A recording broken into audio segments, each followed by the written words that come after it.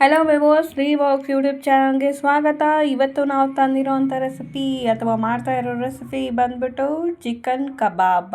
For this recipe ನಾವೇನು ತುಂಬಾ ಸಿಂಪಲಾದ ಇಂಗ್ರೀಡಿಯೆಂಟ್ಸ್ನ use ಮಾಡ್ತಿದ್ದೀವಿ. 200 ಗ್ರಾಮ್ ಚಿಕನನ್ನು ತೊಗೊಂಡಿದ್ದೀನಿ. ಅದಕ್ಕೆ ಒಂದು ಎಗ್ಗನ್ನು ಹಾಕ್ತಾಯಿದ್ದೀನಿ, ಚೆನ್ನಾಗಿ ಬೀಟ್ ಮಾಡಿ ಹಾಕ್ಕೊಳ್ತಾ ಇದ್ದೀನಿ. ಆಮೇಲೆ ಚಿಕನ್ ಕಬಾಬ್ ಮಸಾಲ ಏನು ಶಾಪಲ್ಲಿ ಸಿಗುತ್ತೆ ಅದನ್ನೇ ಹಾಕ್ತಾಯಿದ್ದೀನಿ. ನಂತರ ಶುಂಠಿ ಬೆಳ್ಳುಳ್ಳಿ ಪೇಸ್ಟನ್ನು ಹಾಕ್ತಾಯಿದ್ದೀನಿ. ಈ ಚಿಕನ್ ಕಬಾಬ್ಗೆ ನಾವು ಜಾಸ್ತಿ ಇಂಗ್ರೀಡಿಯೆಂಟ್ಸ್ನ ಬಳಸ್ತಾನೇ ಇಲ್ಲ. ಸ್ವಲ್ಪ ಇಂಗ್ರೀಡಿಯೆಂಟ್ಸ್ ಮನೆಯಲ್ಲಿರೋ ಅಂಥದ್ದೇ. ಬ್ಯಾಚುಲರ್ಸ್ ಕೂಡ ಈಸಿಯಾಗಿ ಮಾಡ್ಕೊಂಡು ತಿನ್ಬೋದು. ಕುಕ್ಕಿಂಗ್ ನಾಲೆಜೇ ಇಲ್ಲದೆ ಇರೋರು ಕೂಡ ಆರಾಮ್ಸೆ ಈ ರೆಸಿಪಿನ ಮಾಡಬಹುದು. ಇದಿಷ್ಟನ್ನು ಹಾಕಿ ಚೆನ್ನಾಗಿ ಮಿಕ್ಸ್ ಮಾಡಬೇಕು. ಚಿಕನ್ ಎಗ್ ಮತ್ತು ಚಿಕನ್ ಕಬಾಬ್ ಮಸಾಲವನ್ನು ಚೆನ್ನಾಗಿ ಮಿಕ್ಸ್ ಮಾಡಿದ ನಂತರ ಇದಕ್ಕೆ ನಾನು ಒಂದು ಸ್ವಲ್ಪ ಅರಿಶಿನ ಪುಡಿ ಹಾಕ್ಕೊಳ್ತಾ ಇದ್ದೀನಿ. ಅದು ಏನು ಮಾಡುತ್ತೆ, ಚೆನ್ನಾಗಿ ಕಲರ್ ಕೊಡುತ್ತೆ ನಾವು ಮಾಡ್ತಿರೋ ಚಿಕನ್ ಕಬಾಬಿಗೆ.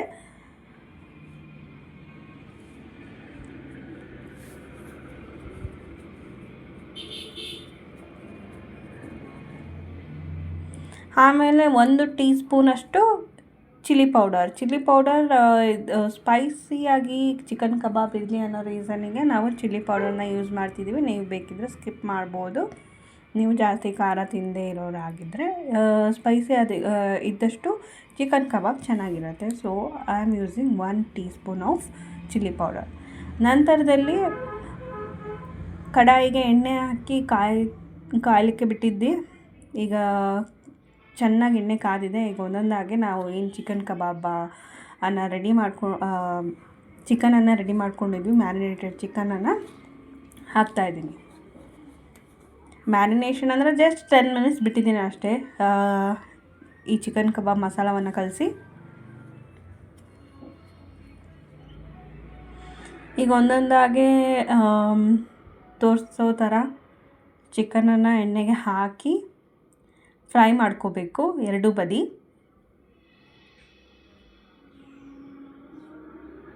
ಈಗ ನೋಡ್ಬೋದು ಚಿಕನ್ ಬೇಯ್ತಾ ಇದೆ.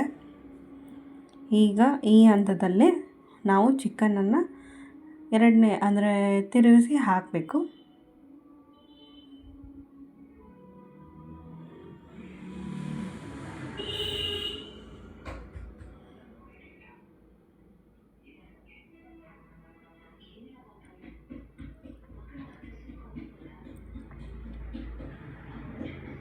ಚಿಕನನ್ನು ಚೆನ್ನಾಗಿ ತಿರುಗಿಸಿ ಹಾಕಿ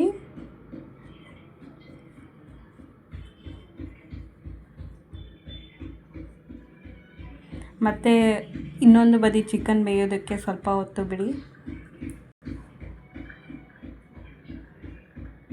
ಹಿಂಗೆ ಕೈ ಆಡ್ತಿದ್ರೆ ಚಿಕನ್ ಚೆನ್ನಾಗಿ ಫ್ರೈ ಆಗುತ್ತೆ.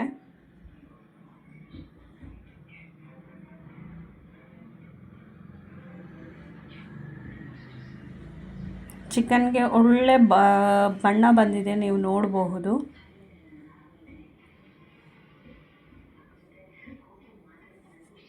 ಇದು ಸಿಂಪಲ್ ಇಂಗ್ರೀಡಿಯೆಂಟ್ಸ್ ಆಗಿರೋದ್ರಿಂದ ಬ್ಯಾಚುಲರ್ಸ್ ಕೂಡ ಮಾಡ್ಬೋದು, ಅಡುಗೆ ಬರದೇ ಇರೋರು ಕೂಡ ಮಾಡ್ಬೋದು. ವೆರಿ ಈಸಿ ರೆಸಿಪಿ, ಮನೆಯಲ್ಲೇ ಮಾಡ್ಬೋದಾದಂತಹ ಈಸಿ ರೆಸಿಪಿ ಇದು.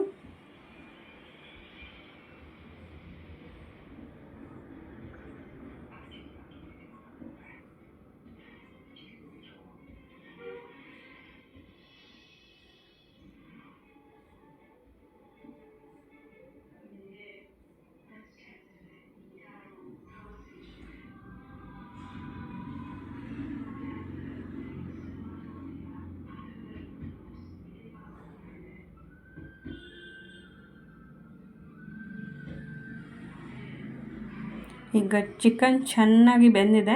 ಈಗ ಚಿಕನ್ನ ತೆಗಿಯೋಣ.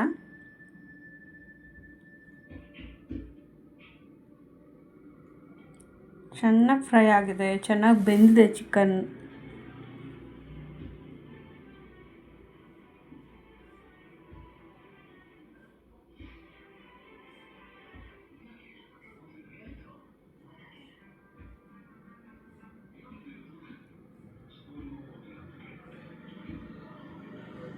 ಈ ಹಂತದಲ್ಲಿ ಚಿಕನನ್ನು ತೆಗಿಬೇಕು.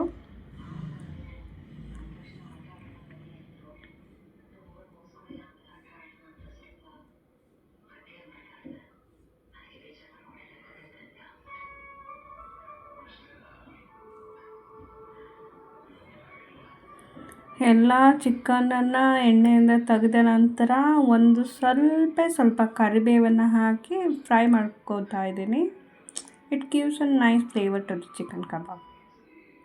ಇದು ಒಳ್ಳೆ ಫ್ಲೇವರನ್ನು ಕೊಡುತ್ತೆ ಚಿಕನ್ ಕಬಾಬಿಗೆ. ಹಾಗಾಗಿ